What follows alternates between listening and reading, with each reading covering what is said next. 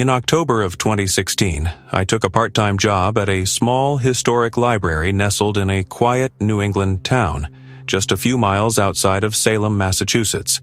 The building was over 100 years old, creaky in all the predictable ways. Drafty windows, dusty wood beams, and ancient pipes that groaned louder than the patrons' whispers. I was a college student majoring in literature, so the idea of working surrounded by books seemed almost, poetic. But that feeling didn't last long. The head librarian, Ms. Redley, was kind, but very firm. On my first day, she walked me through the usual opening and closing procedures, including one detail that seemed odd at the time. "Never open the door behind the biography section," she said plainly. "It's sealed for a reason." I laughed, thinking she was joking. She didn't even smirk. The door she was talking about wasn't really a door anymore. It had been painted over and sealed at the edges. From a distance, it just looked like part of the wall. But the wood outline was still there, like the frame of a forgotten entrance. For weeks, I forgot all about it. My shifts were quiet, mostly spent shelving returns, and helping the occasional elderly visitor with their e-reader. The library had an upper floor used for archives and a basement that was officially off-limits for renovation. Still, the place didn't feel particularly creepy, until the weather started turning. In mid-November, we had our first real frost. That night, I was closing alone for the first time. I did everything by the book, logged out of the desk computer, turned off the floor lamps, and double-checked the back door. But just as I was about to lock up, I noticed the motion sensor light in the biography aisle flicker on. It shouldn't have. There was no one else inside. I peeked down the row. Nothing. The light buzzed softly, but otherwise the room was silent. I chalked it up to old wiring and turned away. That's when I heard a slow scraping noise. It was like something heavy was being dragged. Long, deliberate scrapes against the wood floor. The sound was coming from behind the painted-over door. I froze. It stopped as soon as I looked directly at it. I stood there, heart pounding for what felt like forever. Then the motion light turned off again. Darkness returned to the aisle, and I forced myself to breathe. The next morning, I asked Ms. Redley about it. She just shook her head. "Don't give it attention," she muttered. "It thrives on attention." From then on, things got weirder. Lights would flicker only in the biography section. One afternoon, I found every single book in that aisle lying face down on the floor. No one had been in that day. Another time, the security footage glitched out completely for a 3-minute span right around closing time. In those 3 minutes, the motion light turned on. When the footage resumed, every chair near that aisle had been pushed away from the tables, all facing the sealed door. One Saturday evening, I stayed late to help catalog some new donations. The sun had gone down, and the library was quiet. I had almost finished when I heard a sharp thud. Not from a shelf, from the floor below, the basement. I crept toward the locked basement stairwell, not really expecting anything, but I noticed something that made my skin crawl. Cold air was seeping from under the sealed biography door. I backed away and grabbed my phone to text Ms. Redley. Before I could finish typing, the scraping sound came again, this time louder, faster, more desperate. It sounded like something was trying to force its way up, clawing through wood and stone. Then it stopped, and I heard 3 soft knocks on the inside of the door. I ran. I locked the front entrance and didn't look back. The next morning, Ms. Redley didn't even seem surprised.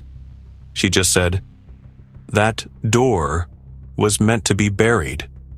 People forget things like that over time. But the library doesn't. I quit 2 weeks later. But last year I visited that town again, just out of curiosity. The library was still there, but the biography section had been remodeled. The wall looked newer, freshly plastered and painted. No door outline, no cracks. But standing in the aisle, I could still feel it, like something beneath my feet remembered me. And in that moment, every light in the building flickered.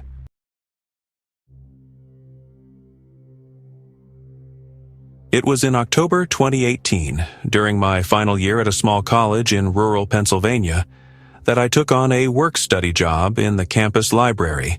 The position was easy, late-night closing shifts a few times a week, mostly reshelving books and locking up. The building itself had history. Originally built as a seminary in the 1800s, it was repurposed after decades of abandonment. Everyone knew the basement had once housed the morgue. We laughed about it, until one night I stopped laughing altogether. It was a Thursday, near Halloween, and my shift ran from 8 p.m. until midnight. The weather had dropped unexpectedly cold. The library was nearly empty, save for a few students huddled in carrels upstairs. At around 10:30, I began the usual closing routine, collecting stray books, shutting off reading lamps, checking the stacks. I always left the old West Wing for last. It was the coldest, most neglected part of the library, lined with antique shelves that creaked even when untouched. The air always smelled faintly of mildew and something metallic. The lights there flickered more than they glowed, and most students avoided it completely.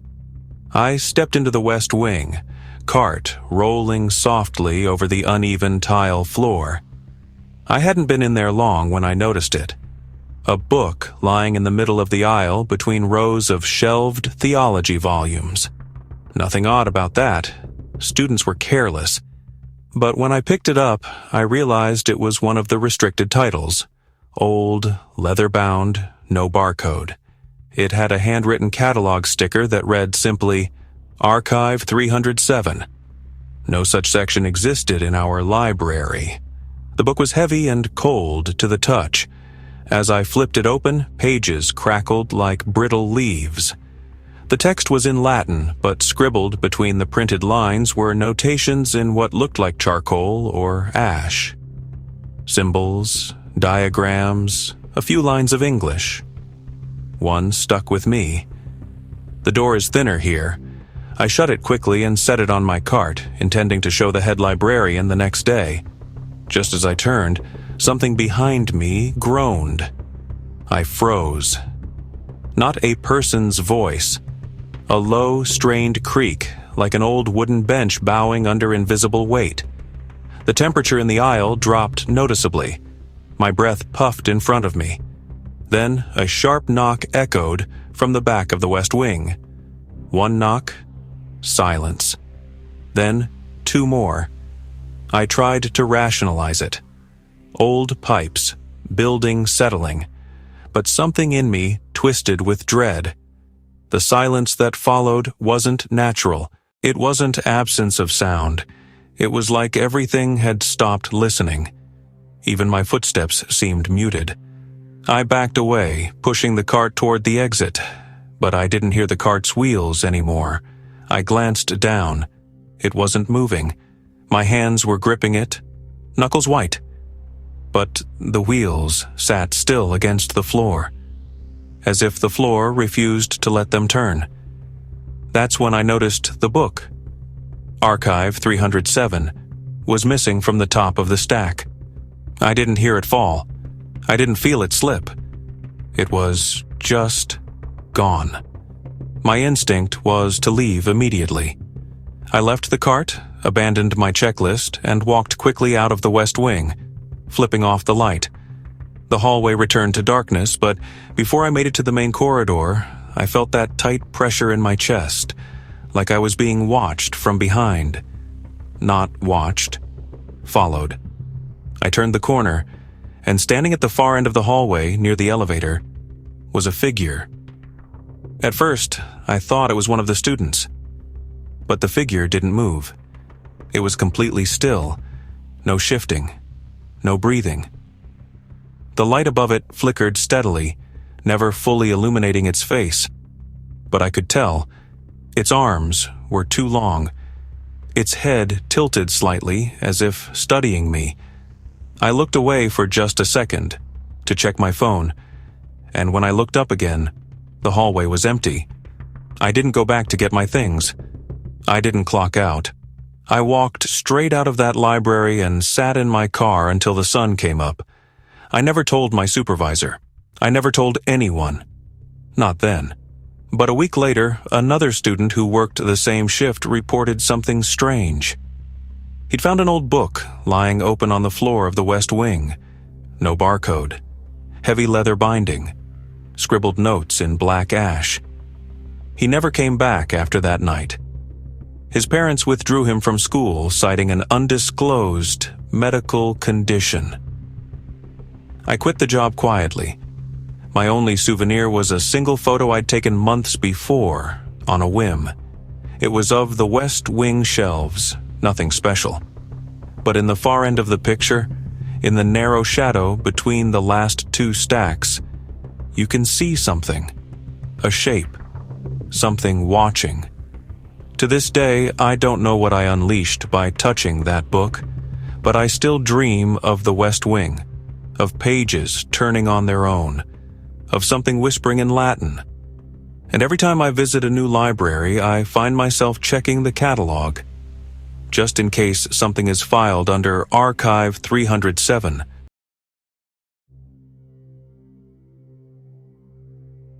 In the spring of 2016, I was accepted into a graduate program at a small, prestigious university tucked away in the hills of Vermont. The school had charm, ivy-covered buildings, cobblestone walkways, and a library that looked like it belonged in a Victorian novel. It was the kind of place that felt drenched in history, where every creak of the floorboards whispered secrets. The library was massive, oddly large for a campus that small, and it was said to have been built over the foundation of an old asylum that once stood on the same ground. Students talked about it all the time, usually as a joke. A few even claimed they heard things in the lower levels, unexplained murmurs, the sound of metal dragging across stone. I chalked it up to stress and imagination. At least I did until I started working there. My graduate stipend wasn't enough to cover everything, so I picked up a part-time job shelving books in the library. My shift was from 9 p.m. until closing at midnight, which I didn't mind. The place was usually empty by 10:30, and I loved the quiet. There was a peace in being surrounded by nothing but the smell of old paper and the muffled ticking of antique clocks. On my third week, the head librarian handed me a small brass key with a red ribbon tied to it. She told me to start reordering the materials in what she called the restricted wing. I had never heard of it. She explained it was a narrow hallway past the archives room, behind a locked door that most students didn't even know existed. She warned me that the air could be musty and the lights unreliable, and then she left without waiting for any questions. That night, after finishing my regular rounds, I made my way to the restricted wing. The door was old, almost hidden behind a forgotten book cart. The brass key turned with a satisfying click, and the door creaked open slowly. It wasn't a hallway. It was more like a passage. Narrow, low ceilings lined with tightly packed shelves that stretched into pitch darkness. The motion-activated lights were inconsistent. Some flickered, some didn't come on at all. As I moved further in, I noticed the titles on the shelves were strange. Most were in languages I didn't recognize. Latin, I assumed, but there were others written in what looked like hand-drawn symbols or illegible scrawlings. The spines of the books had no consistent formatting. Some looked like journals, others like grimoires. There was no organization, no Dewey Decimal System, just chaos. The deeper I went, the more I felt watched. At one point, I thought I heard someone behind me whispering, but when I turned, the hallway was empty. I assumed it was air hissing through the vents, though there were none I could see.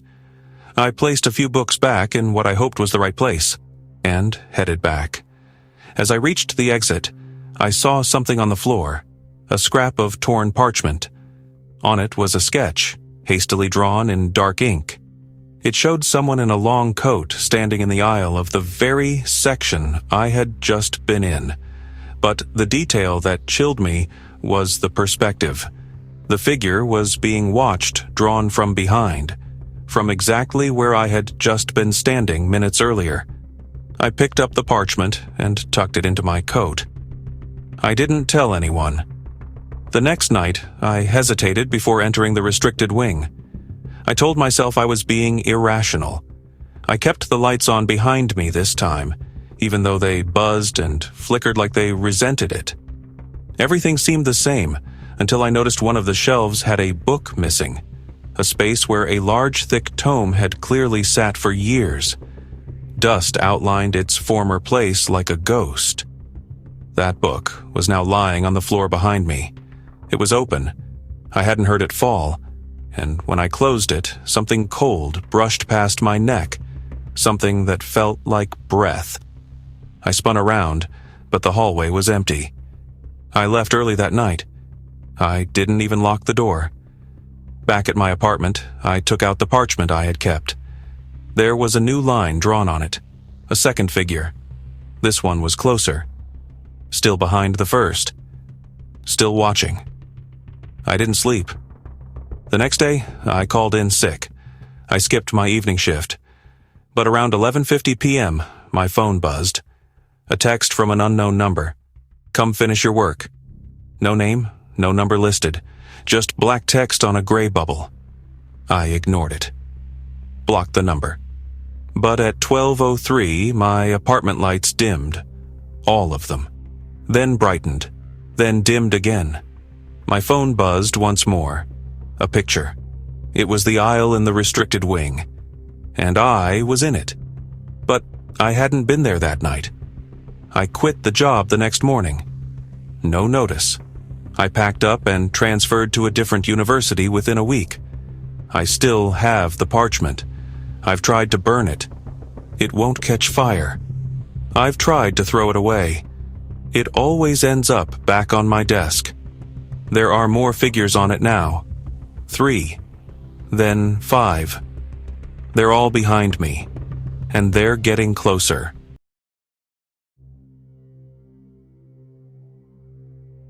If these haunted library tales chilled you to the core, imagine what else could be lurking in the quiet corners of our world. Don't miss what's coming next. Like this video, share it with fellow horror lovers, subscribe to the channel, and hit the bell icon so you never miss a nightmare.